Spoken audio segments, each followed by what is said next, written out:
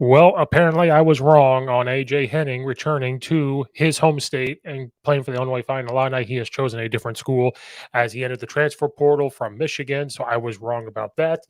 The Big Ten win over totals for each team are now available on DraftKings and FanDuel.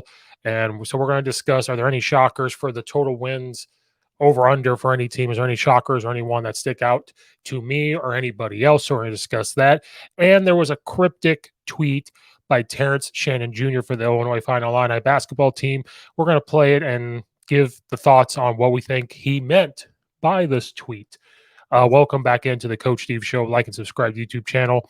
Follow and rate on Apple and iTunes. Leave a 5-star review and a normal review. Leave a comment in the comment section down below. All that good stuff. Check out all the affiliates, all that good stuff. So AJ Henning had entered the transfer portal from Michigan. He had went to high school in Illinois, and he was heavily recruited by the University of Illinois as well. So when he entered the transfer portal, I made a case for him to say to come home to the University of Illinois.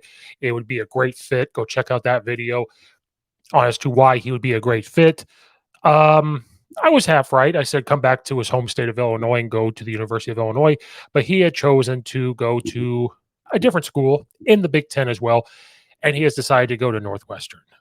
Why he decided to go to Northwestern? Well, he just felt like it was a better fit. You have to look at the landscape of each team. You have to treat the transfer portal like a free agent in the NFL. Where are you going to fit in on the roster? What's going to be your role? In the transfer portal, you're going to go have conversations with the head coach, the offensive coordinators, defensive coordinators. You're going to look at the roster and see, okay, am I going to get a starting spot? Who do I have to compete with?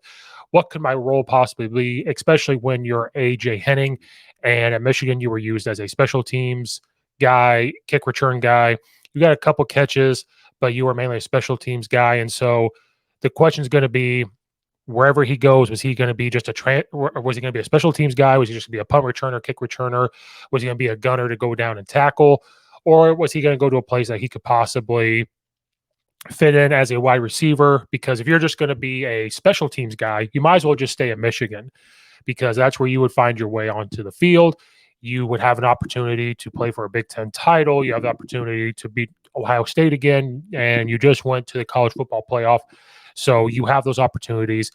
So going to Northwestern, he felt that there is a possible opportunity that he could do some special teams, but there is a possibility that he could go be a slot receiver.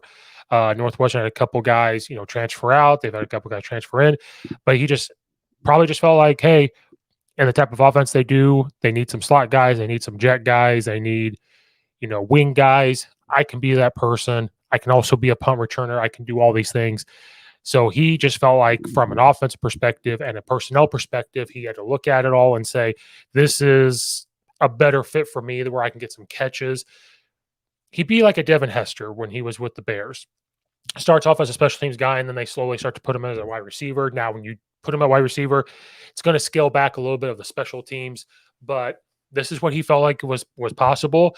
I got to watch Northwestern practice up front last year, and I think that even though I would love for him to come to U of I feel like that was a better fit. I feel like U of I, where they're at and where they're going, he would be a fit there. But he'll make a great fit at Northwestern. Coach Fitzgerald, they had a down year. They will not have a down year very long. They will not stay down. So I think this is another good spot for him. It's just we're in a weird time where you could transfer from a school in the Big Ten and go to another Big Ten school. But again, we live in an era where they can transfer wherever they want. It's a free agency, but he'll be a good fit. He'll make some impact. And like I said, for the talk I had about trying to get him to the University of Illinois, he won't just be a slot guy. That's primarily where he is. But you can still line him up as an outside receiver. We get too caught up in he's just an outside receiver. He's just a slot receiver. You can have formations that put them in a slot. You can have formations that put them as the wideout, as far as they can go. And you can have him be a jet guy from that position. You can line them up in the backfield. Like, we just get too caught up in putting them, labeling them and saying, you're just this, you're just this. So I think he's going to do well at Northwestern. The more I thought about it when I saw it, with the type of offense they're running there, he'll be a good fit, and he'll find immediate playing time there, especially that wide receiver room that they need some spark to it. So he will be a good fit there at Northwestern. I was just wrong trying to get him to the University of Illinois. And so, he'll do great. But I will have to root against him when they do play University of Illinois. But I do like Northwestern after seeing the practice and talking to Coach Fitzgerald in person and their O-line coach, who I've become a big fan of, and everybody there. They were fantastic. And so he'll do great there. So AJ Henning is off to Northwestern, and he will make a great impact there as well. Per DraftKings, they came out their win totals, win under total for the Big Ten. So we're going to show exactly the Big Ten win loss total here. So let's discuss who they have. They have Michigan at 10.5. They have Ohio State at 10.5. Penn State at 9.5. Wisconsin at 9. Iowa 7.5. Maryland 7.5. Illinois 6.5. Minnesota 6.5. Nebraska 6. Michigan State 5.5, Purdue 5.5, Indiana 3.5, Northwestern, who we just talked about, 3.5, Rutgers, none. So they don't really have anything up for Rutgers. So we're not going to talk about all of them. There's a couple here that surprise me as to why they are where they are, especially of their seasons of last year and their schedules of this year. So we're just going to talk about a handful of teams here. Some of these are spot on. Some, the win total, they're going to be spot on, but some of these do surprise me just a little bit. So let's talk about the ones that I think that surprise me a little bit. Either surprise me or why they are the way they are. So the first one we're going to talk about, the Purdue Boilermakers. Purdue Boilermakers, their win total is 5.5. That's their win total win on. Now they lost their head coach to Louisville. They don't have their quarterback, but they have a brand new head coach and previous defensive coordinator, Coach Walters, and he brought some University of Illinois staff with him. You have Drew Brees there consulting with quarterbacks. They have got guys coming from the transfer portal. They have guys that were recruited well. And so their win total right now is 5.5. I think that you could look at their schedule here and find somehow that they could compete to get over that 5-win mark. I won't necessarily, we'll do that later on. But watching what Coach Walters did at Illinois with the defense and the way Coach Bielema, he learned under him, who is churning around that University of Illinois program, you would have to sit here and looking at their schedule and show it is a tough schedule. But you would have to sit here and say, I think that they could get to that mark. I'm kind of shocked it was at 5.5 at first. Then you look at this and say, I see why it's a 5.5, but they still have the coaching staff, the resurgence, the excitement there to that where they can get to that. You look at their first two, Virginia Tech's kind of been down. Fresno State's down, or not down. They're pretty good, but by principle and the type of defense they're going to run, you would be suspect to say that they couldn't win those games. The Syracuse game is going to be tough. The Wisconsin game, resurgence there of their coaching staff and the transfers they got there is going to be tough. Illinois is going to be tough. They could beat Iowa, even though they have a quarterback this year. Apparently, they could. That's a tough game, but they could win there. Ohio State's tough, but you have to sit there and say it's suspect that they could beat Nebraska. Michigan would be tough, and it's not suspect that they could go in there and beat Minnesota, Northwestern, or Indiana. So the 5.5 is probably exactly where they need to be, but I could see them getting above or just right there. But with the coaching staff they have there, with the players they have there, it's not out of the realm that they could sit there and win the first two games of their season, sneak a win out of Iowa, Nebraska, Northwestern, Indiana for the 6, and then just, sneak another win in there too to get to 7, 8 wins in Coach Walter's first year there at Purdue. So it's going to be very interesting to see the win total there from them at the 5.5, exactly how it's going to go. But there is a energy there that was not there before. Coach Walters is bringing a swagger there. He's come in and treating it like the way Coach Bielema was treating Illinois. You see them with the basketball coaches. You see him with the other coaches, the way he's recruiting. He's using social media, the way they're learning that. And so it would not be a shock that if they go above that 5-win mark, either. The other team that is we're going to talk about with their win total over under is Michigan State. Michigan State, what a fall from grace for Michigan State. And here's what I mean by a fall from grace for Michigan State. Their win total projected is 5.5 as well as Purdue. Now, the reason why I say a fall from grace is because Mel Tucker gets there and they do relatively well at the very beginning of the year. His first year, they do very well, but they lose their running back. So you think, okay, they're going to come in. They pay him all this money, and everything's good. He comes in and wins right away. It's the Matt Nagy effect where they come in, he wins right away, and then now the expectations are through the roof. Well, Mel Tucker comes in, wants to change culture, wants to do all these things, does. They win big games. They were ranked in the college playoff. Then coming in, they're going to pay him this money because he's doing well. They want him to stay. So this big buyout has been put in there. This guaranteed money's put in there. Then they go 5-7. They go 5-7 last year, 3-6 in the Big Ten. Now, well, there was injuries. You have to adapt. It's still, you have to get his guys in there, the transfer portal, everything else. They didn't have a run game. Quarterback was injured. Okay. You look at those things. Okay, that's fine.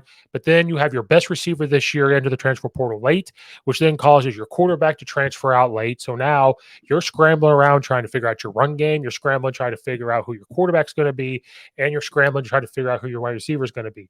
So you go 5-7 overall last year, 3-6 in the Big Ten. I'm sort of surprised looking at their schedule. The only reason why looking at their schedule they could win more is probably because they don't know what a Rutgers is going to be. They don't know what Maryland's going to be, and they're probably not sure about Indiana or Nebraska. That is probably why Michigan State's in there at 5-5. And I think DraftKings and Vegas is trying to give the benefit of the doubt, saying, well, they're Michigan State. Mel Tucker's paid all this money. He's coached under Nick Saban, all of them. They'll figure it out.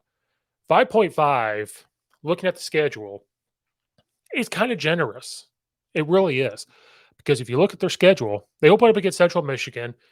By principle, you would think Michigan State should win that game. But never underestimate the smaller Division Ones or the FCS schools right out of the gate, because that could be one they lose. Richmond, by principle, they could beat. Washington is a good football team. That is going to be an extremely tough game. That's going to be an extremely tough battle for them, especially with your quarterback situation, your run game situation, and now your wide receiver situation. Maryland is cooking on a pan. It's cooking on a pan. Sometimes you have this big fizzle where they just fizzle out, it shrimps up and you don't see them again, or it's just perfect where they're going to come in and just beat you and compete. They've been very weird that way over the last couple of seasons, but you never know with them.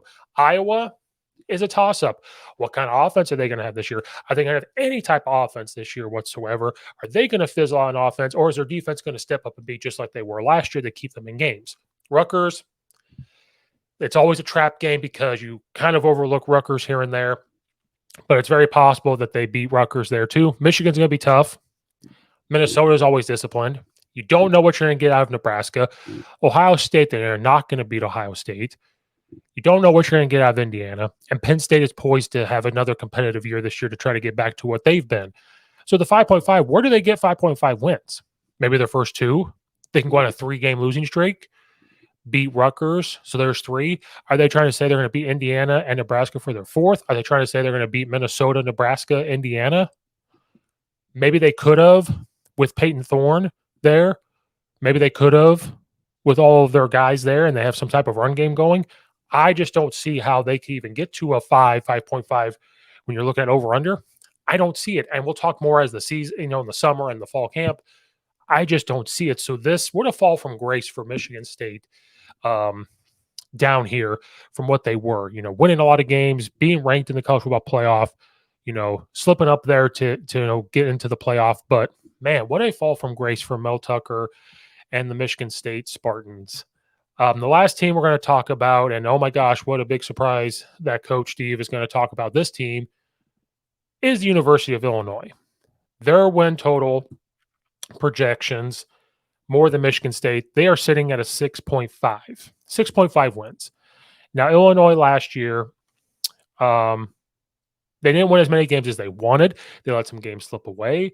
They ended up winning. They go 8-5, 5-4 in conference. They were poised to get to the Big Ten title game. Just couldn't pull out some of their games late. So right now they're sitting at 6.5. The reason why they're sitting at 6.5 and not an 8 or a 7 closer because they won 8 games last year. So you would think they won 8 games last year, they would sit at the 7.5 win. They're sitting at 6.5. And this is for a couple reasons, I think. One, people look at this and say, well, it's the University of Illinois. The amount of comments I get when I talk about the University of Illinois is, well, you're Illinois. That's all it is. And I get it. Coach Bielema's trying to turn it around. They understand it. This is University of Illinois. This is who we are. This is who they are. Fine. So they have to have the faith of that Illinois can just win consistently, which they have not proven. So fine. I understand that. And I'm sure staff at the University of Illinois, they understand it. They understand the expectations they're setting up for themselves. Another reason why they're setting this here is because of losing Chase Brown, because of losing all of our defensive players, the Brown brothers, Chase Brown and Sidney Brown. We're losing Tommy DeVito. You're losing your left tackle and right tackle. Like, I get it. You're losing players. You're getting a transfer quarterback in. They're going to want to wait and see how the offense is going to go. You're lost some coaching staff. Aaron Henry's now the defensive coordinator. You're trying to develop some cornerbacks and safeties to try to, be like a Devin Witherspoon and company that have gone into the draft. I get it. That is why they're saying 6.5. The other reason is to look at their schedule and because of the other Big Ten teams. When you look at the other Big Ten teams, I think it's because what's Nebraska going to be, which we have talked about. How is Nebraska going to be with Coach Rule? They didn't come in and just sweep the nation. They're going to get to 8 to 9, 10 wins, or are they going to get to 4 and 6 wins? They don't know what Iowa really will be. They don't really know what Wisconsin's going to be. Like I said, Maryland can fizzle out, or they could be hot. Northwestern, what are they going to be like? So Purdue. So their schedule has a ton this year of what ifs. They have a ton of toss-ups. And so it's going to be, and you don't have a proven quarterback. He looks good. Everything coming out of camp for the spring has sounded good. The spring game looked good. But that is why they're sitting at 6.5. But there's still that part of me that's looking at the schedule and what they were, the coaching. They could get above 6 wins. Now their expectations just keep growing. Toledo, they should win, even though Toledo is good. The Kansas game is going to be very, very interesting to watch because Kansas did very well, as we know, last year. They did very well. Penn State's poised to be good. Florida Atlantic, you can never sleep on. Then that big matchup with your old defensive coordinator with Purdue. What's Nebraska going to look like? Is Maryland going to be hot? What is Wisconsin going to look like with their first-year coaching staff? Is Minnesota going to be the Minnesota of before and win 11 games? Are they going to be the team that only wins 5? Is Indiana, that it's a revenge game from last year? Is Iowa going to have an offense at all? Is Northwestern going to be beat up by the end of the year like they were last year? So those are questions as to why the 6.5 for the University of Illinois. Still a little bit of lack of respect there from where they were when Coach Bielema first got there to what they did last year. I think they're going to fly under the radar a little bit again this year or fly right in the middle, but that is why they have that at the 6.5. I could see them winning more than 6.5. From what they are doing there, with who the player they're going to have at quarterback, even though I know he's unproven, cool. That means defensive coordinators don't know how to stop him.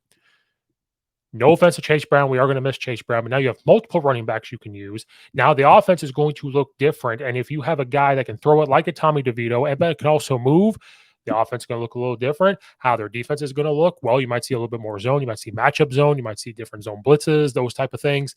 So it's just going to be different. So teams at the very beginning of the year aren't going to really know how to combat them because they're going to look completely different. So I think at the beginning of the year, they can compete. And then as they develop and they get better at the things they're going to do, they could get above that 6.5. But that is why for the University of Illinois, they are at 6.5. No respect, but cool. Let's fly under the radar. I am cool with that. To end the show, we're going to talk about Illinois basketball. And we're going to talk about Terrance Shannon Jr. He declared for the NBA draft with the possibility of returning. Doesn't necessarily mean he'll return to Illinois, but he could return. But most likely, if he were to return, it would be to the University of Illinois.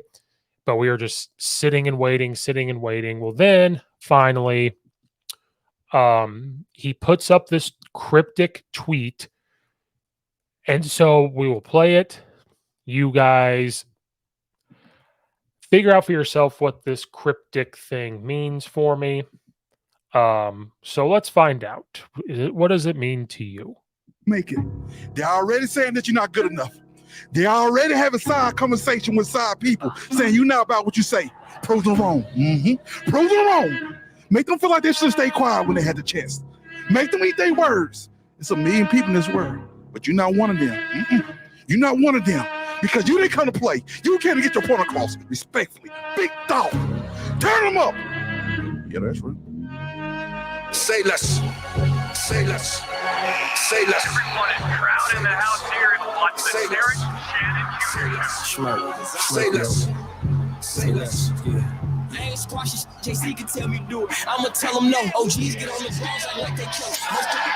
Trenches, I'm on Drake, but I can't count that baby hole. I grew up a screw up at the heat the crib up with the stove. 15 roaches caught up on my face. Diddy probably troll. I get a Grammy. I'm on stage with killers. How I be at show. No gimmick. I told Booley just like Kendrick with a shiesty throw. He just puts up this basically a highlight tape of University of Illinois time together and decided to put that up. So it's a little cryptic.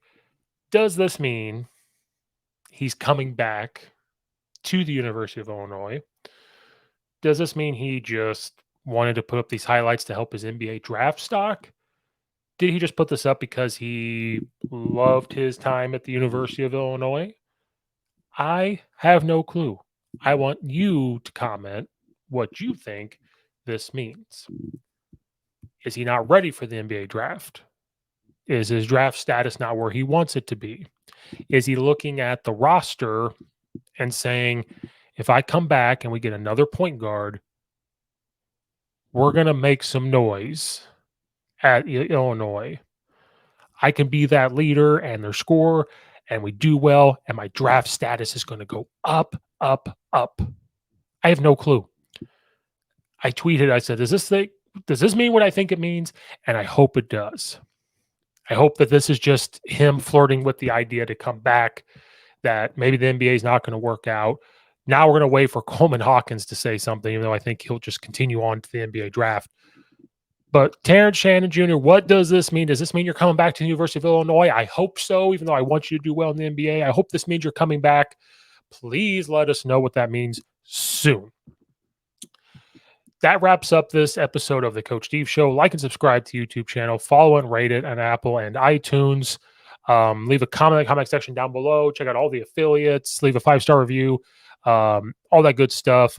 Check out all the other videos. So thank you guys again for watching and or listening. This is Coach Steve, and we will see you guys next time.